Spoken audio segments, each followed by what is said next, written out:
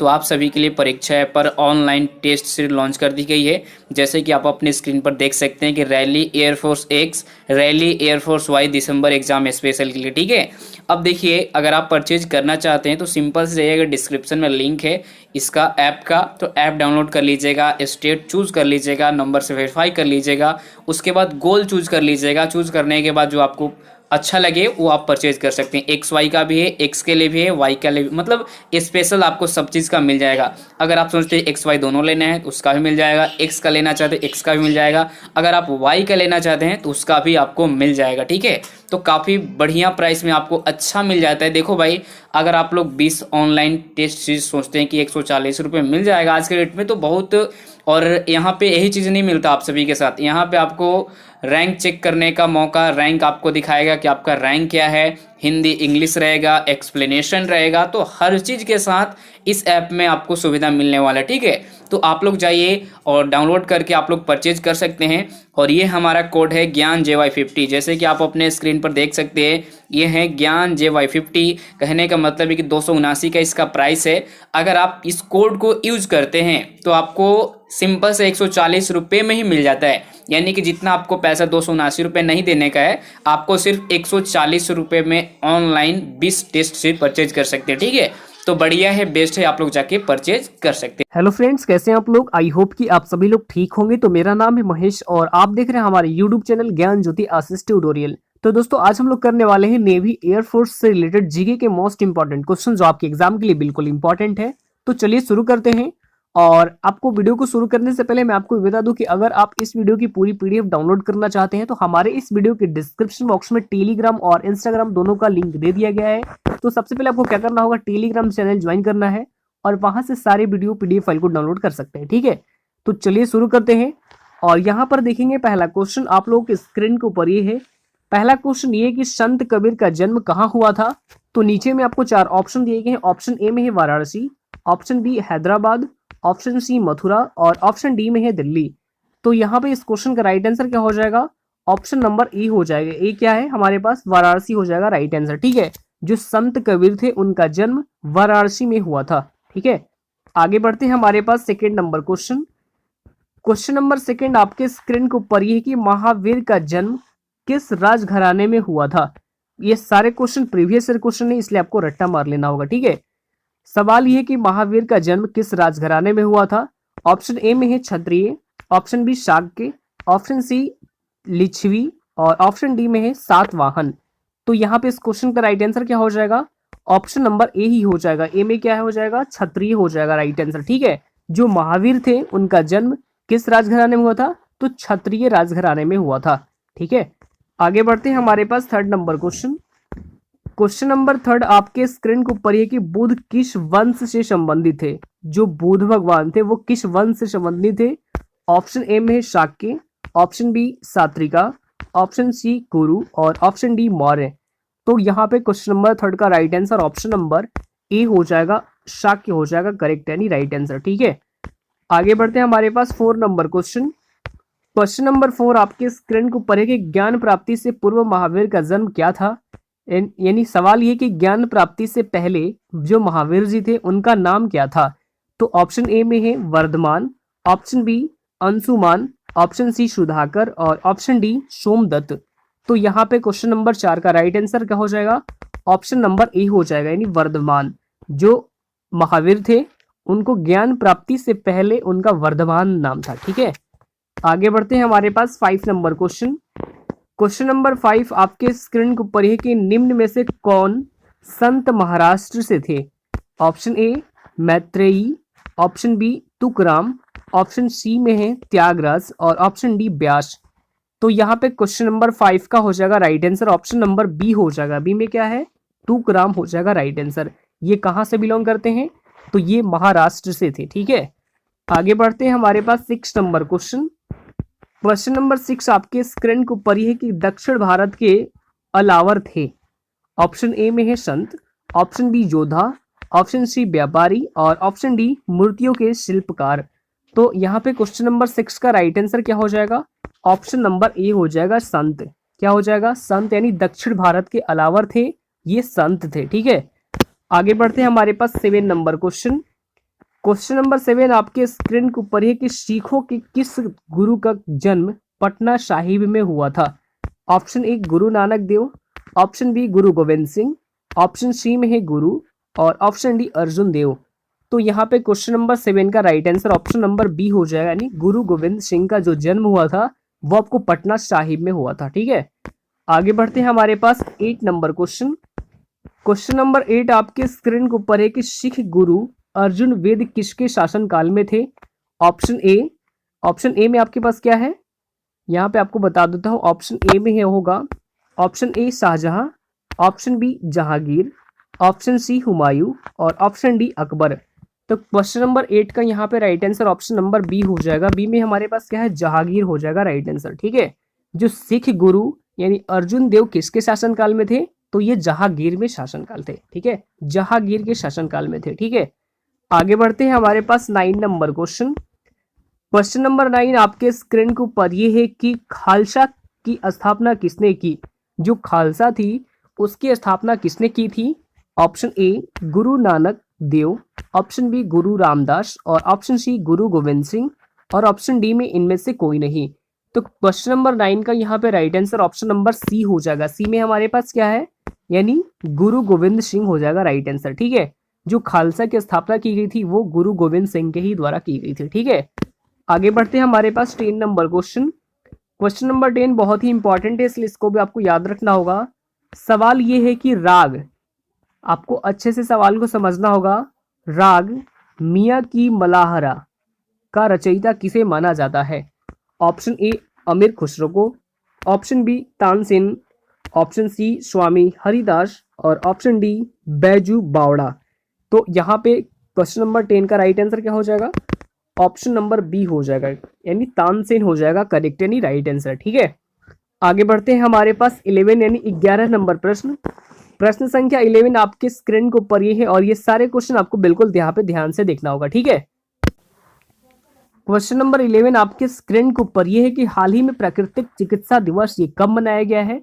तो देखिए ये अभी हाल ही में मनाया गया 18 नवंबर को। कब मनाया गया है, 18 नवंबर को मनाया गया है, यानी right answer option number D हो जाएगा। और ये दिवस किसके द्वारा मनाया जाता है, तो ये मनाया जाता है आयुष मंत्रालय के द्वारा। किसके द्वारा, आयुष मंत्रालय के द्वारा। और प्रेजेंट टाइम में हमारे आयुष मंत्री कौन है, तो ये है श्रीपद यशो नायक और इनकी कॉन्स्टिट्यूंसी है नॉर्थ गोवा। ठीक है, तो ये भी आपको यहाँ पे याद रखना होगा। और यहाँ पे नवंबर माह के सभी इंपॉर्टेंट डेज को डिस्कस कर लेते हैं। तो 14 नवंबर का कौन सा दिवस मनाया गया है, तो 14 नवंबर को मनाया गया है वर्ल्ड डायबिटीज डे का। कौन सा दिवस, वर्ल्ड डायबिटीज डे, ये मनाया गया है आपको 14 नवंबर को। और साथ ही साथ एक और दिवस मनाया गया है 14 नवंबर को, नेशनल चिल्ड्रन डे। क्या, नेशनल चिल्ड्रन डे, ये भी मनाया गया है आपको 14 नवंबर को ही। ये आप सभी को पता होगा कि जो नेशनल चिल्ड्रन डे ये आपको 14 नवंबर को ही मनाया जाता है। ठीक है, 16 नवंबर को कौन सा दिवस मनाया गया है, तो 16 नवंबर को मनाया गया है नेशनल प्रेस डे। जबकि वर्ल्ड प्रेस फ्रीडम डे ये मनाया जाता है 3 मई को। कब मनाया जाता है, 3 मई को मनाया जाता है। क्या, वर्ल्ड प्रेस फ्रीडम डे ये आपको 3 मई को मनाया जाता है और ये 16 नवंबर को आपको नेशनल प्रेस डे मनाया जाता है। ठीक है, 17 नवंबर को कौन सा दिवस मनाया गया है, तो 17 नवंबर को मनाया गया है international students day. International students day ये आपको 17 नवंबर को मनाया गया है। जबकि आपको बता दूं कि जो वर्ल्ड स्टूडेंट्स डे होता है ये आपको 15 अक्टूबर को मनाया जाता है। कब मनाया जाता है, 15 अक्टूबर को। तो ये सारे ही डेज आपको यहाँ पे याद रखने होंगे। ठीक है, अब आगे बढ़ते हैं हमारे पास नेक्स्ट क्वेश्चन। क्वेश्चन नंबर 12 आपके स्क्रीन के ऊपर ही है और ये भी क्वेश्चन आपके एग्जाम के लिए बिल्कुल इंपॉर्टेंट है, तो इसको भी आपको यहाँ पे ध्यान से देखना होगा। क्वेश्चन नंबर 12 आपके स्क्रीन के ऊपर ये है कि हाल ही में prof N Bhaduri memorial lecture award 2020 से किसे सम्मानित किया गया है। तो देखिए ये भी क्वेश्चन आपके एग्जाम के लिए तो और भी इंपॉर्टेंट है। तो ये अभी हाल ही में सम्मानित किए गए हैं डॉक्टर संसुता कर को। किसको, डॉक्टर संसुता कर को, यानी राइट आंसर भी ऑप्शन नंबर डी हो जाएगा। ठीक है, और इन्हें society of biological chemistry Bengaluru के द्वारा इन्हें सम्मानित किया गया है। ठीक है, और यहाँ पे हम सभी जो ऑप्शन दिए गए इन सभी के बारे में डिस्कस कर लेते हैं। तो जो रस्किन बॉन्ड है जो ऑप्शन नंबर ए में दिया गया है, तो रस्किन बॉन्ड इन्हें अभी हाल ही में Tata literature life time achievement award से भी नवाजा गया है। और यहाँ पे हम बात कर लेते हैं यदि हरीश के बारे में, तो एस हरीश एक मलयालम लेखक हैं जिन्हें अभी हाल ही में जेसीबी साहित्य अवार्ड से नवाजा गया है। ठीक है, अब यहाँ पे हम बात करते हैं हरिहरन के बारे में। तो इन्हें अभी हाल ही में मलयालम सिनेमा के लिए आजीविका योगदान के लिए आईसी नहीं, जेसी डेनियल अवार्ड से नवाजा गया है। तो ये भी आपको यहाँ पे याद रखना होगा। ठीक है, आगे बढ़ते हैं। हमारे पास 13 यानी 13 नंबर प्रश्न, प्रश्न संख्या 13 आपके स्क्रीन के ऊपर ये है और ये भी क्वेश्चन बिल्कुल इंपॉर्टेंट है। ध्यान से देखेंगे प्रश्न संख्या 13 यहाँ पे, हाल ही में नासा ने पहली पूर्ण व्यावसायिक उड़ान से कितने अंतरिक्ष यात्रियों को अंतरराष्ट्रीय स्टेशन भेजा है। ये भी क्वेश्चन आपके एग्जाम में बहुत बार पूछे जाएंगे क्योंकि ये जो सवाल है ये बहुत ही इंपॉर्टेंट है और ये नासा से रिलेटेड है। ठीक है, तो ये अभी हाल ही में भेजे गए हैं टोटल 4 अंतरिक्ष यात्री। कितने? टोटल 4 अंतरिक्ष यात्री। ठीक है, तो देखिए जो स्पेस एक्स है, स्पेस एक्स जो कि एक अमेरिकन कंपनी है, यानी जो अमेरिका की एक प्राइवेट कंपनी है, और इसी स्पेस एक्स के रॉकेट से 4 अंतरिक्ष यात्रियों को आईएसएस यानी कि इंटरनेशनल स्पेस स्टेशन भेजा गया है। ठीक है, अब यहाँ पे हम बात कर लेते हैं सबसे पहले नासा के बारे में। किसके बारे में? नासा के बारे में। नासा, तो इसकी फुल फॉर्म क्या होती है? फुल फॉर्म आपको यहाँ पे नोट कर लेना होगा। ठीक है, नासा और जो नासा है ये एक अमेरिका की स्पेस एजेंसी है जिसकी स्थापना आपको 1958 में की गई थी। कब की गई थी? 1958 में नासा की स्थापना की गई थी और इसका हेडक्वार्टर आपको वाशिंगटन डीसी में स्थित है। कहां पर स्थित है? वाशिंगटन डीसी में स्थित है। ठीक है, आगे बढ़ते हैं। हमारे पास 14 यानी 14 नंबर प्रश्न, प्रश्न संख्या 14 आपके स्क्रीन को ऊपर ही है और ये भी क्वेश्चन बिल्कुल इंपॉर्टेंट है। ध्यान से देखेंगे 14 नंबर प्रश्न, हाल ही में किस राज्य सरकार ने फर्जी जाति प्रमाण पत्र रखने वाले सभी कर्मचारियों को बर्खास्त करने का निर्देश दिया है? तो आपको बता दूं कि ये जो किया गया है, ऐसा निर्देश अभी हाल ही में किया गया है छत्तीसगढ़ गवर्नमेंट के द्वारा। किसके द्वारा? छत्तीसगढ़ गवर्नमेंट के द्वारा। ठीक है, तो देखिए छत्तीसगढ़ के जो मुख्यमंत्री हैं जिनका नाम है भूपेश बघेल जी, इन्होंने ये ऐलान किया है कि जिसके पास भी फर्जी कास्ट सर्टिफिकेट यानी कि फर्जी जाति जो प्रमाण पत्र है और फर्जी जाति प्रमाण पत्र के आधार पर वो सरकारी पदों पर कार्यरत है, उन सभी कर्मचारियों को बर्खास्त करने का फैसला किया गया है छत्तीसगढ़ गवर्नमेंट के द्वारा। तो हम यहाँ पे हम बात कर लेते हैं छत्तीसगढ़ के बारे में। तो जो छत्तीसगढ़ है इसकी राजधानी क्या है? तो छत्तीसगढ़ की राजधानी है रायपुर। रायपुर छत्तीसगढ़ की राजधानी है। मुख्यमंत्री है भूपेश बघेल जबकि राज्यपाल है अनुसुईया उइके। ठीक है, और छत्तीसगढ़ उच्च न्यायालय के मुख्य न्यायाधीश ये हैं PR रामचंद्रन मेनन। तो ये भी आपको यहाँ पे याद रखना होगा। ठीक है, आगे बढ़ते हैं। हमारे पास 15 यानी 15 नंबर क्वेश्चन, क्वेश्चन नंबर 15 आपके स्क्रीन के ऊपर ये है कि हाल ही में गठित रिजर्व बैंक इनोवेशन हब के अध्यक्ष के रूप में किसे नियुक्त किया गया है? तो ये भी क्वेश्चन आपके एग्जाम के लिए बिल्कुल इंपॉर्टेंट है, तो इसको भी आपको यहाँ पे ध्यान से देखना होगा। ठीक है, तो ये अभी हाल ही में नियुक्त किए गए हैं कृष गोपाल कृष्णा। किसको?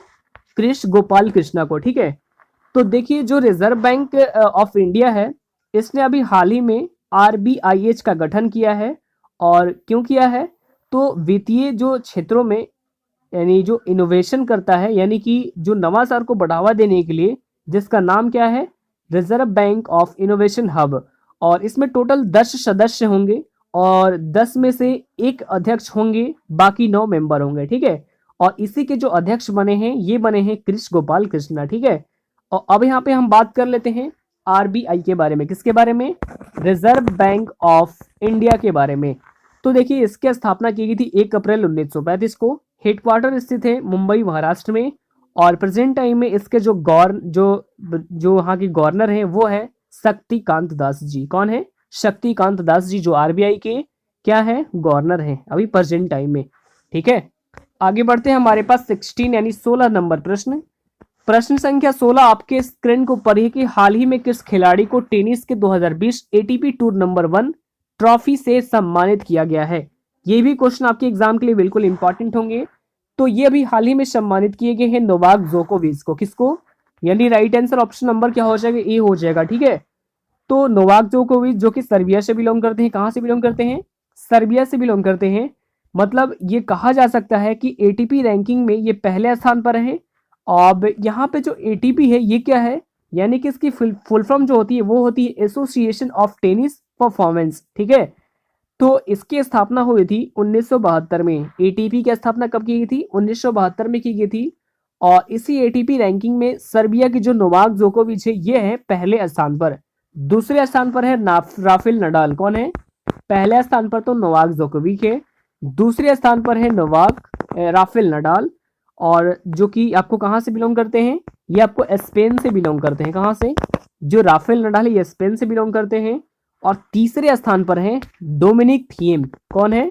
डोमिनिक थिएम ये तीसरे स्थान पर है, जो कि ऑस्ट्रिया से बिलोंग करते हैं। जबकि चौथे स्थान पर है डेनियल मेदवेदेव, जो कि बिलोंग करते हैं कहाँ से? रशिया से बिलोंग करते हैं। तो ये क्रम आपको ये चारों याद रखना होगा, ठीक है। पहले क्रम पर है नोवाक जोकोविच, दूसरे पे है राफेल नडाल, तीसरे पे डोमिनिक थिएम और चौथे पे है डेनियल मेदवेदेव। तो ये आप सारे को याद रखना होगा, ठीक है।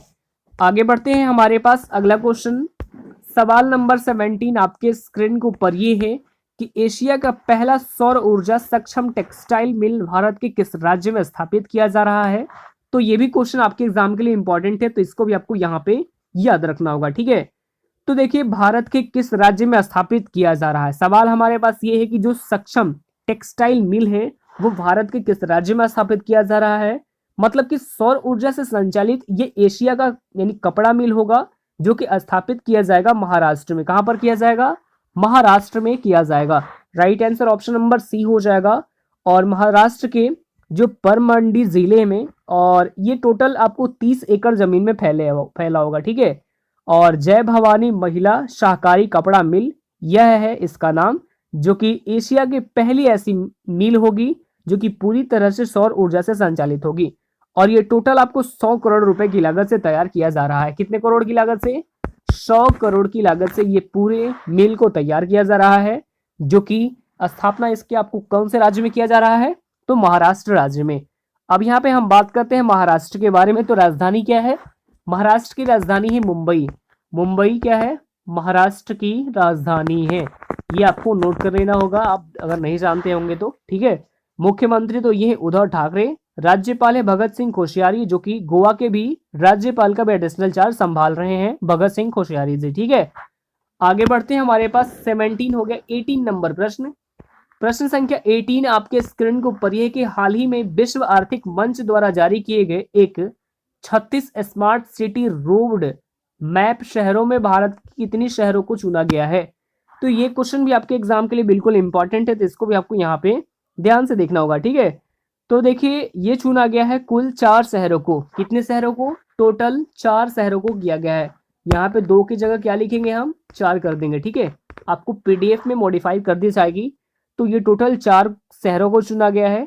तो देखिए जो वर्ल्ड इकोनॉमी जो फोरम है, इसने नई तकनीकों को सुरक्षित रूप से अपनाने के लिए यानी बेहतरीन रोड मैप तैयार करने वाले कुल 36 वैश्विक शहरों को लिस्ट जारी की थी, जिसमें भारत के कुल 4 शहर शामिल है किए गए हैं, ठीक है। 4 शहर कौन कौन से हैं? एक तो है बेंगलुरु, दूसरा है फरीदाबाद, तीसरा है इंदौर और चौथा है हैदराबाद। और इन्हीं 4 शहरों को शामिल किया गया है। तो ये आपको याद रखना होगा, ठीक है। स्मार्ट सिटी रोड मैप में ये 4 शहरों को शामिल किया गया, भारत के 4 शहर। फिर से आप 4 शहरों का नाम नोट कर सकते हैं। यहाँ पे पहला है बेंगलुरु, दूसरा है फरीदाबाद, तीसरा है इंदौर और चौथा है हैदराबाद। तो ये सारे शहरों का आपको यानी जो 4 शहर है ये आपको याद रखना होगा। आगे बढ़ते हैं, हमारे पास 19 यानी 19 नंबर प्रश्न, प्रश्न संख्या 19 आपके स्क्रीन के ऊपर ही है और ये भी क्वेश्चन बिल्कुल इंपॉर्टेंट है, ठीक है। तो सवाल हमारे पास 19 नंबर ये है कि हाल ही में जो इक्विटास स्मॉल फाइनेंस बैंक ने अपना ब्रांड एम्बेसडर ये किसे बनाया गया है। तो देखिए ये जो क्वेश्चन है ये ब्रांड एम्बेसडर से रिलेटेड है, ठीक है। तो ये आपको यहाँ पे याद रखना होगा। तो इसे अभी हाल ही में जो ब्रांड एम्बेसडर बनाया गया है ये अभी हाल ही में बन गई है। कौन बनी है? पीवी सिंधु बन गई है। राइट आंसर क्या हो जाएगा? ऑप्शन नंबर ए हो जाएगा, ठीक है। अब आगे बढ़ते हैं, हमारे पास 20 यानी 20 नंबर क्वेश्चन, क्वेश्चन नंबर 20 आपके स्क्रीन के ऊपर है कि हाल ही में फाइनेंस पीयर के ब्रांड एम्बेसडर किसे बनाया गया है। तो ये भी क्वेश्चन बिल्कुल इंपॉर्टेंट है। ये अभी हाल ही में बनाया गया हरभजन सिंह को। किसको बनाया गया है? हरभजन सिंह को बनाया गया है। तो ये भी आपको यहाँ पे याद रखना होगा और इस क्वेश्चन का right answer option number C हो जाएगा। तो ये सारे ही क्वेश्चन आपको यहाँ पे याद रखने होंगे और ये सारे क्वेश्चन आपके एग्जाम के लिए बिल्कुल इंपॉर्टेंट है। अगर आपको ये वीडियो अच्छा लगा तो वीडियो को लाइक कीजिए, कमेंट कीजिए और अपने स्टडी ग्रुप में एटलीस्ट एक शेयर भी कर दीजिए, ठीक है। तो चलिए फिर मिलते हैं नेक्स्ट वीडियो में, तब तक के लिए bye bye, take care, all the best, thank you.